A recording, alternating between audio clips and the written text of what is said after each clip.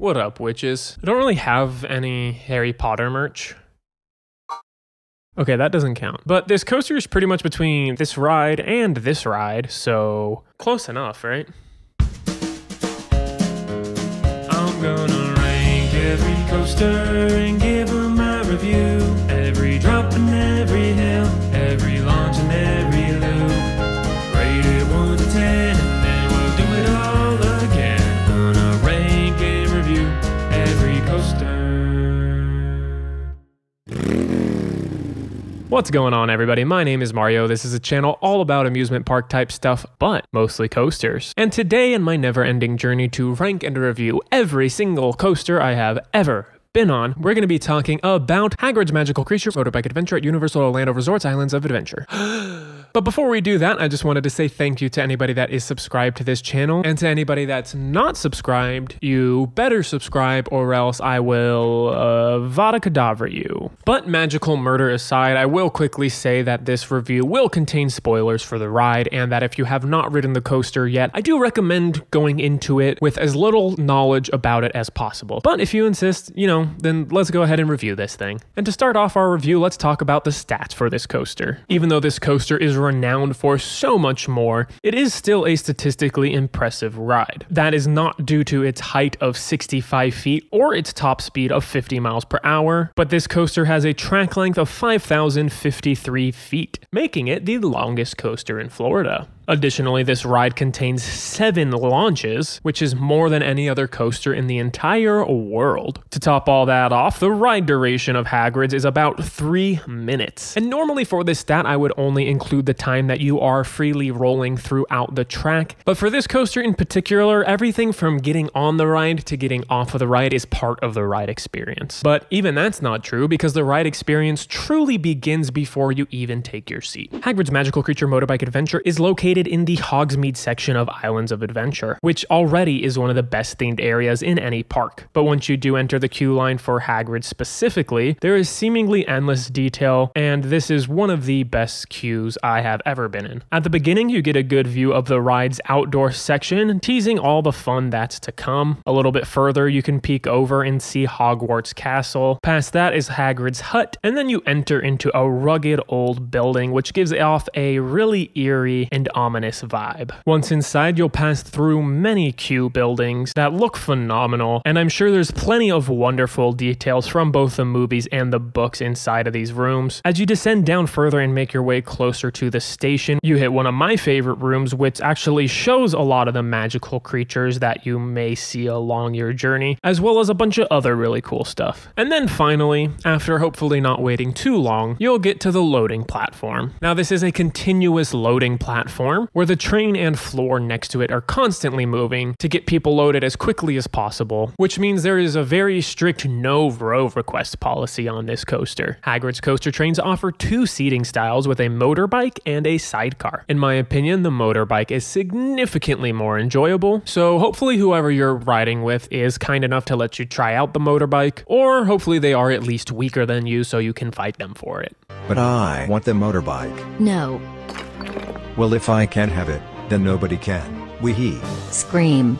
This doesn't mean that the sidecar is bad, it is just very traditional and feels like any other sit-down coaster. The motorbike is more open than the sidecar, and it also has a higher center of gravity. This allows for more exaggerated movements as you're traversing the ride, and also it's just a more unique riding style. But now that we're seated, let's go ahead and talk about the on-ride experience. Now, in short, the story of this attraction is that you are in Hagrid's Magical Creatures class, but you accidentally end up finding yourself in the Forbidden Forest. This ride consists of high-speed, low-to-the-ground turns, fast-paced transitions, all beautifully mixed in with animatronic show scenes and top-notch scenery. In addition to great visuals, the ride story is bolstered by onboard audio that consists of music, sound effects, and Hagrid himself. The ride starts out with a very slow right-hand turn out of the station, reintroducing you to the outdoors for the first time since going into the queue building. After that, you're immediately greeted with the ride's first launch that is an incredibly relatively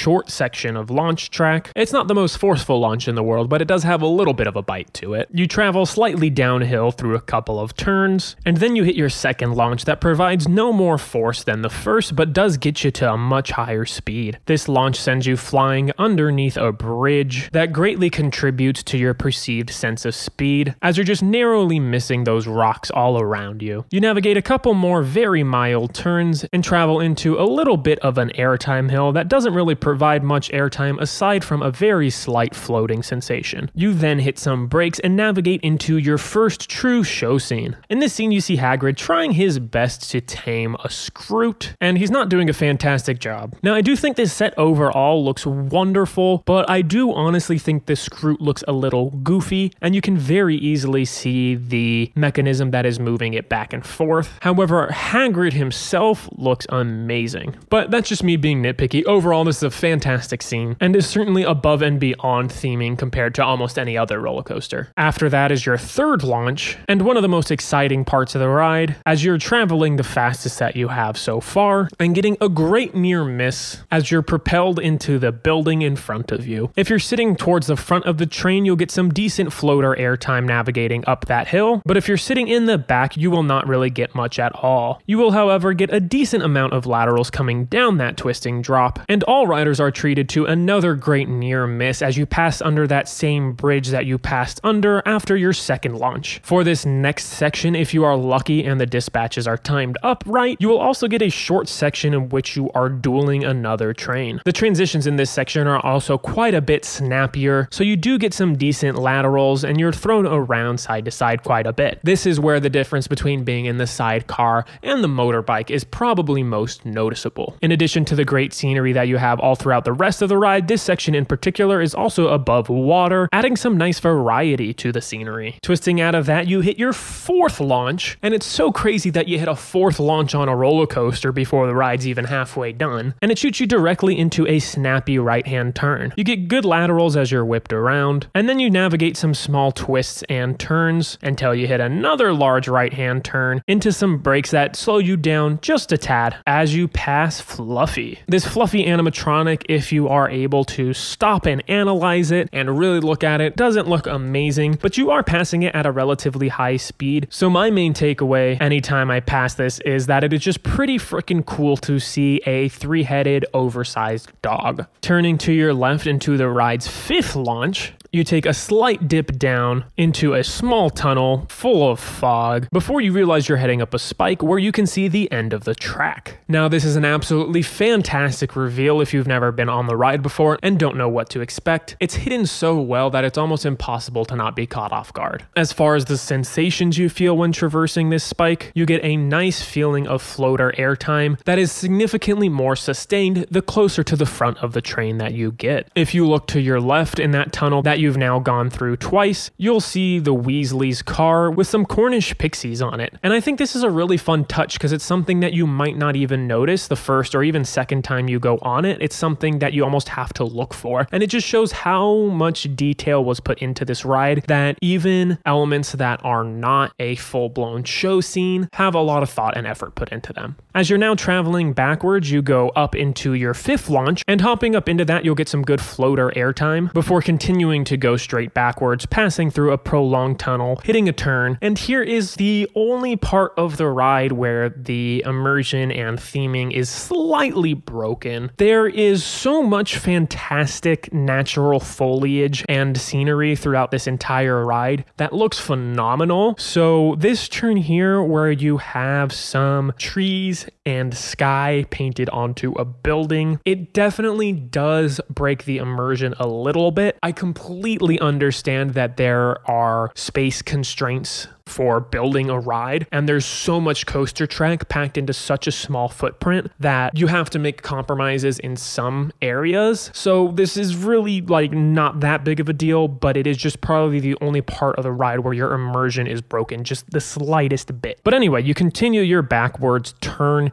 into another tunnel, and this time it seems like there is no getting out of this one. The outside light continues to fade. Once you make it even further into this cave, you finally come come to a stop before realizing you're tangled in Devil's Snare. You have vines coming down from the ceiling, rolling over on the sides of you, so you are just completely enveloped in this creepy cave with Devil's Snare. And if you're familiar with the movies, you know what to say when you're tangled in Devil's Snare. Lumos Solem.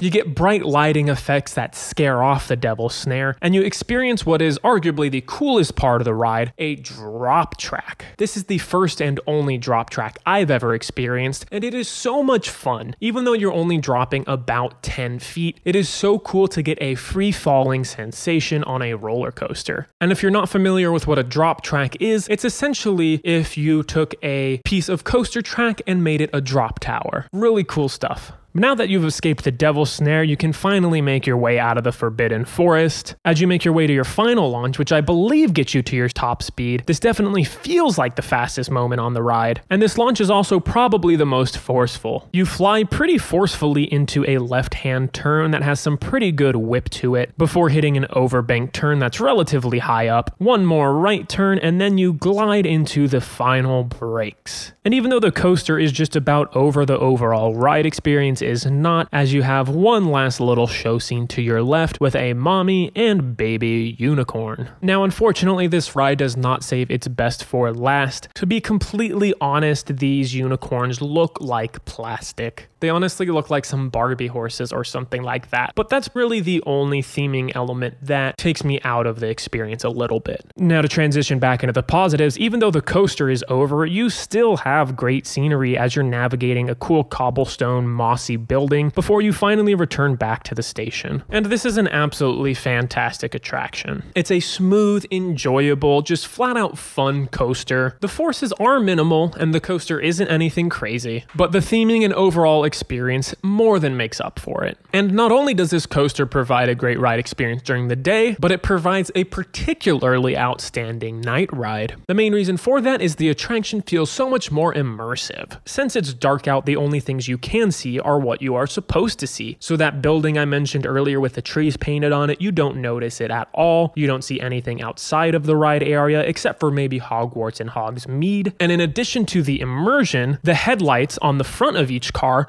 actually light up. That makes it so that you only see what's directly in front of you, so it's harder to tell where you're going, thus making the whole coaster more exciting and intense. But anyways, what do I give Hagrid's Magical Creature Motorbike Adventure out of 10? It gets a very high rating of 9 out of 10. I think this coaster is just about perfect and completely nails what it tries to accomplish. I just personally prefer more intense coasters. That being said, this thing ranks very high on my list of all the coasters I've been on, at number 27 out of 29. But that's enough of my opinion. I'd love to know what you guys think about Hagrid's in the comments below. I'd like to thank you guys so much for watching. Make sure to give the video a thumbs up if you liked it. Go ahead and subscribe and turn on notifications for more content like this. And make sure to tune in next time where I'll be talking about whatever this wheel lands on.